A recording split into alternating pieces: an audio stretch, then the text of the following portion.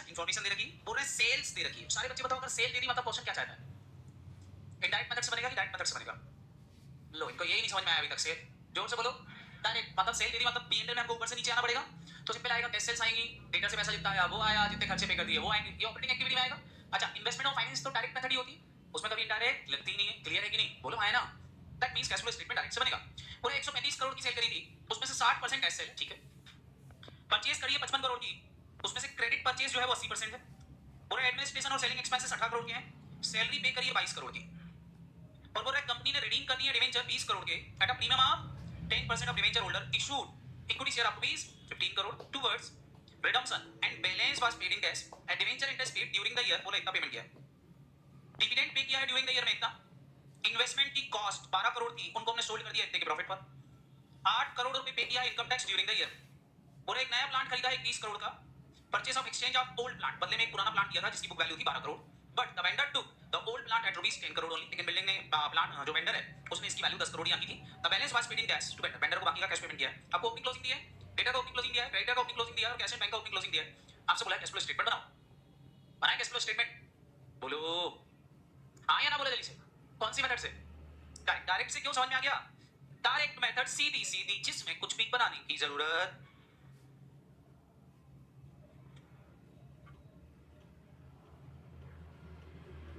चलो बनाते हैं कैश फ्लो स्टेटमेंट। कंपनी का नाम लिख लो।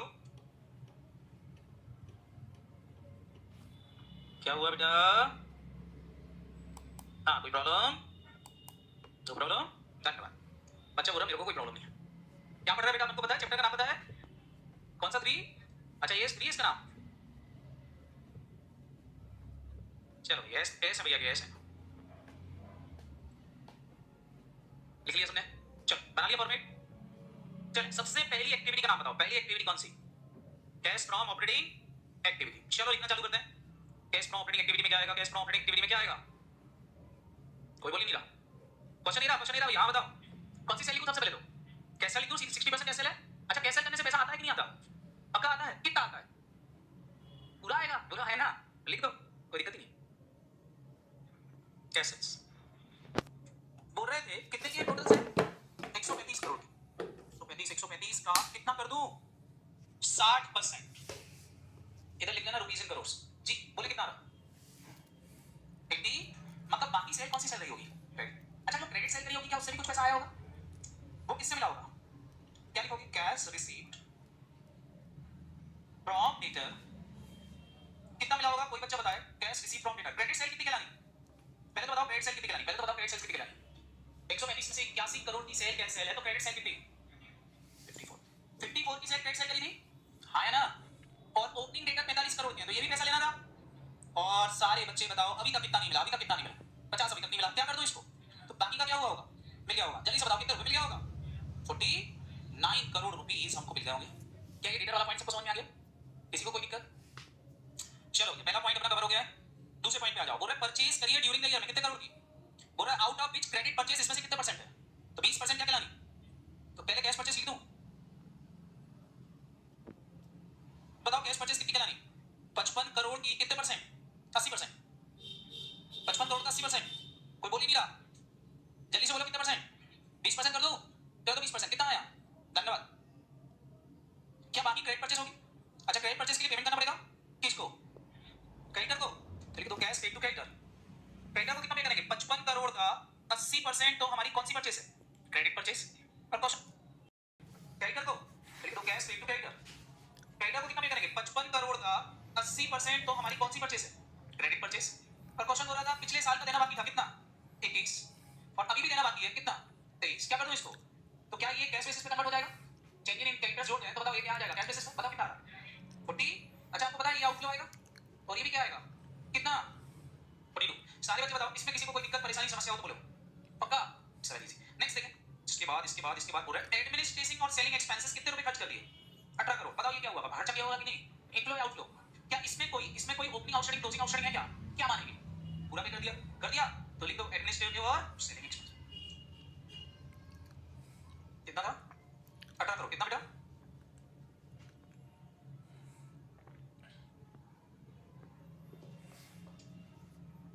18 करोड़ का क्या दिखा दूं? इनफ्लो या आउटफ्लो? आउटफ्लो। किसी को इसमें कोई दिक्कत परेशानी समस्या हो तो बोलो, कर लोगे? ओके, नेक्स्ट बताओ, नेक्स्ट क्या दे रखा था इसके बाद, नेक्स्ट क्या है? सैलरी पे करिए, कितने की? 2200। क्या ये भी लिख दूं? कितने करोगे? Inflow outflow? आउटफ्लो। और बताओ इसके अलावा और कुछ है क्या? इसके अलावा और कुछ है क्या? चलो अगला पॉइंट देख लो। अरे अगला देख लो, चलो जैसे जैसे आएगा। ये कहां आएगा? कंपनी ने रिडीम करके डिबेंचर, ये कहां आएगा? ये तो मैं भूल गया, ये कहां आता है बताना जरा। फाइनेंसिंग में आता है? तो पहले फाइनेंसिंग का बना देता हूं हेड। पहले फाइनेंसिंग का हेड बना दूं क्या? पहले फाइनेंसिंग आता है फॉर्मेट में, बोलो। अच्छा इन्वेस्टमेंट आता है, लिखो कैश फ्रॉम इन्वेस्टमेंट एक्टिविटी। क्या इसके लिए थोड़ी सी जगह छोड़ के रखें? बोलो।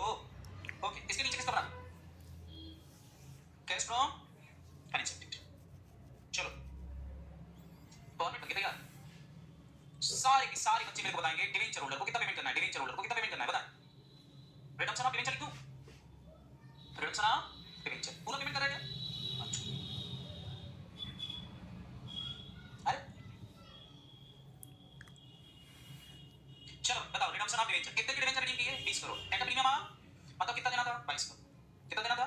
22 करोड़ रुपए देना था। क्या इतना सबको समझ में आ गया? सर वो प्रीमियम देना उसका डबल इफेक्ट आएगा, ऊपर एड करना पड़ेगा। डायरेक्ट मेथड में कुछ करना है क्या? नहीं, डायरेक्ट मेथड में कुछ प्लस माइनस नहीं करना, जिस जगह लिखी बस एक ही जगह आएगा। क्लियर है कि नहीं? बोलो। चलो सारे बच्चे बताओ 22 करोड़ रुपए का प्रीमियम अपन 22 करोड़ रुपए डिवेंचर होल्डर को दे रहे हैं। डिवेंचर होल्डर को हमने क्या दिया? इसके लिए 15 करोड़ के तो क्या दे दिए? Equity share. ये तो नॉन कैश हो गया। इक्विटी दिया, डिवेंचर रिडीम कर दिए। सारे बच्चे बताओ इससे कोई पैसा नहीं इनफ्लो आउटफ्लो होगा क्या? तो 15 करोड़ इसमें से क्या कर दूं? माइनस, क्योंकि 15 करोड़ तो देना नहीं, 15 करोड़ के तो इक्विटी दे दी। सारे बच्चे बताओ फिर पेमेंट कितना किया होगा? सुनाई नहीं दिया। 7 करोड़ का आउटफ्लो समझ में आ गया? तो 7 करोड़ रुपए ही पेमेंट किया होगा, काम खत्म। Redemption and balance pass paid in cash लिखा है कि नहीं? बैलेंस कैश में पेमेंट किया है। अच्छा डिवेंचर को इंटरेस्ट में पे किया कितने रुपए? क्या ये भी लिख दूं? कौन सी एक्टिविटी में?